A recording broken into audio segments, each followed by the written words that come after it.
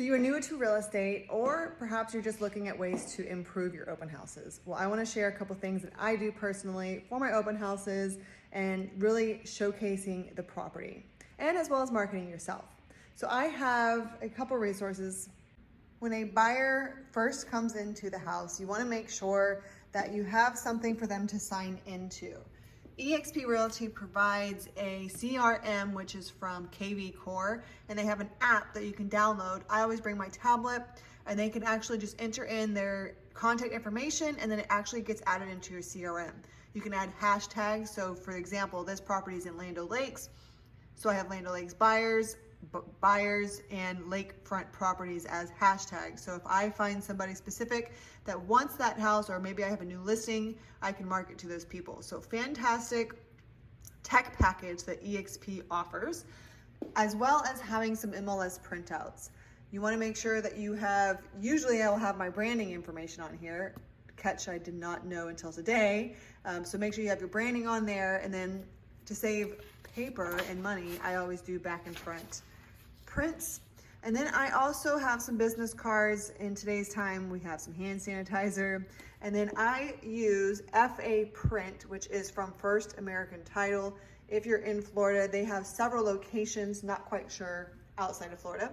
But this is a brochure that we printed off of their website, and then they deliver it to my front door. Anything that can get delivered to my front door and save me some time, especially now that I have a newborn, I am all about it. And they do not charge on shipping. So FA Print, you'll get access to them. If you want a connection, let me know, because you have to get access in order to get all the cool prints and farming and like all types of cool things that they offer, as well as really reasonable prices. This is a brochure where I just added all my photos to here. And then it's just pretty much showcasing the property.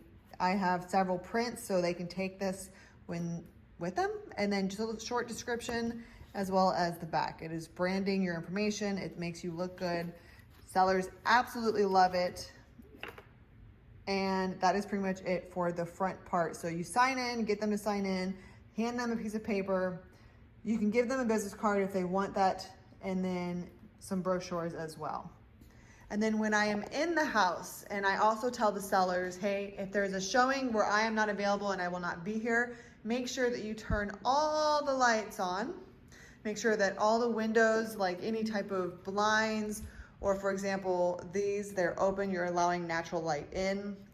You wanna make sure that you're showcasing the property as much as possible.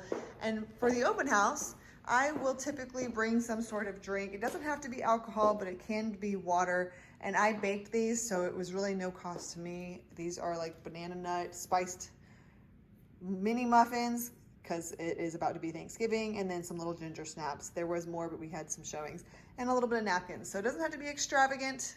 It could be as little or as much as you want to do. And then I also print a booklet. So I have this little 3-ring binder. I have how much equity do I want to have.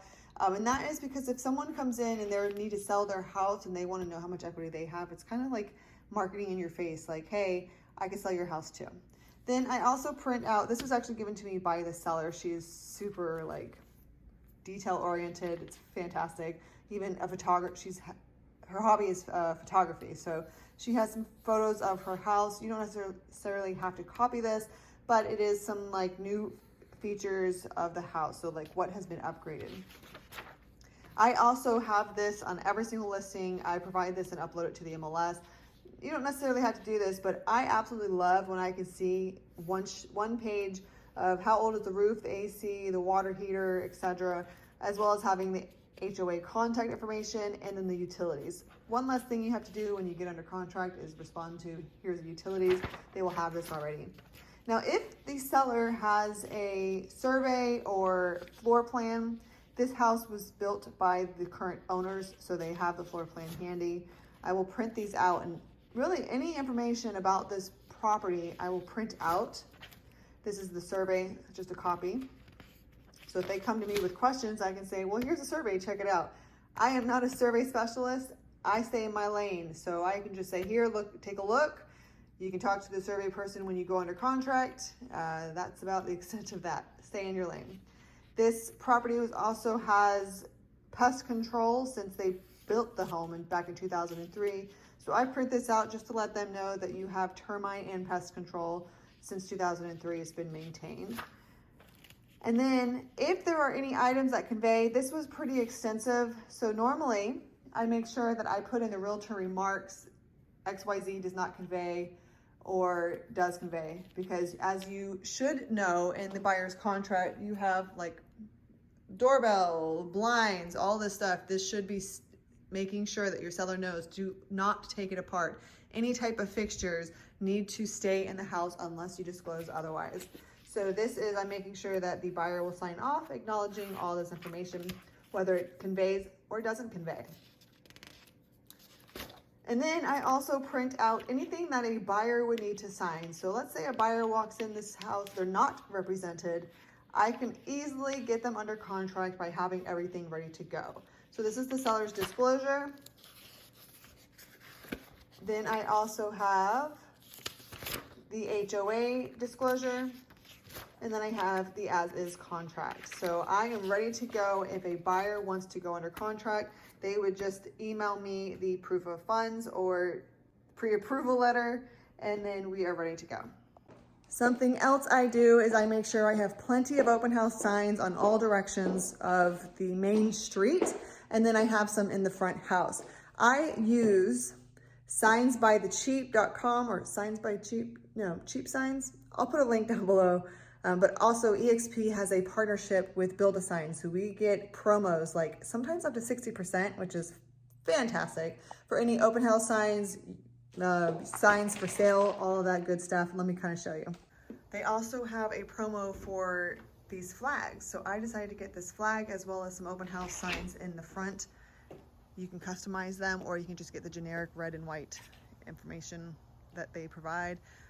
I also use Up Sign Down, which is an app that will install the post. I have split too many pants and sweated my butt off trying to dig and lay that post straight. So that is why I delegate. And then I also add the information box and I put some flyers in there. It's kind of old school, but you know, if someone's driving by and they want some information and they don't want to go on the internet, they can simply grab a flyer and then it is ready to show.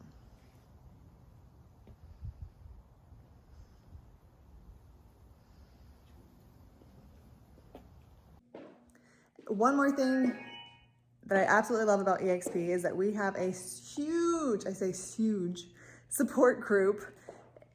And so if, like, let's say I'm only available to do an open house today between 1 and 4, I can ask around and say, hey, there's an opportunity if anyone wants to do an open house on Sunday or during these hours or whatever. Usually most people are willing to hop on it, especially when you have a view like this.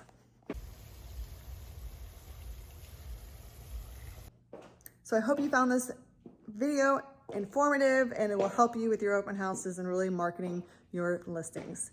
Good luck, and if you have any questions, always feel free to comment below or you just reach out to me. Take care. Talk to you soon.